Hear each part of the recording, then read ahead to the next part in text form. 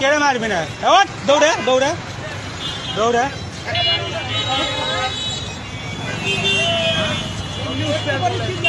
এমনি উত্তর বলে এটা একটা ভালো ভালো একদম সুস্থ মানুষ, পুরাই সুস্থ।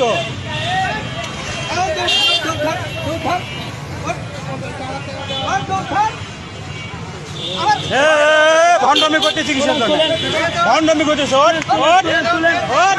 তুলেন ভালো করে তুলেন ভাই, দেখি সরেন, এ ভাই সরেন, এ ভাই সরেন, ভালো করে তুলেন।